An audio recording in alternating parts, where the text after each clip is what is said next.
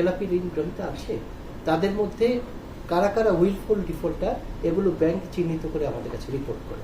এখন wilful defaulter মানে নির্ণয় করার পন্থাটা কি? যখন দেখেছে ব্যাংক ওই গ্রাহকের যে অ্যাকাউন্ট স্টেটমেন্ট দেখা যাচ্ছে পর্যাপ্ত ডেট সার্ভিস করার জন্য পর্যাপ্ত লিকুইড আছে তার কাছে, তার ক্যাশ ফ্লো জেনারেট হচ্ছে, যা এক্সপেক্ট করা হয়েছিল সেরকম বা তার চেয়েও ভালো, কিন্তু সেই ক্যাশ ফ্লো থেকে ডেট সার্ভিস হচ্ছে না, সেগুলি হলো উইলফুল ডিফল্টার। আর যখন দেখছি বোনাফাইড ব্যবসায়ী ব্যবসা করার পরেও বিভিন্ন এক্সটার্নাল ইন্টারনাল ফোর্সের বিরূপ প্রতিক্রিয়ার কারণে তারা ব্যবসা কন্টিনিউ করতে পারছে না এবং কাঙ্ক্ষিত মাত্রায় তার এই ক্যাশ ফ্লো জেনারেট হচ্ছে না, তাকে উইলফুল ডিফল্টার বলা যাবে না। এবং ব্যাংকই আমাদের কাছে রিপোর্ট করে।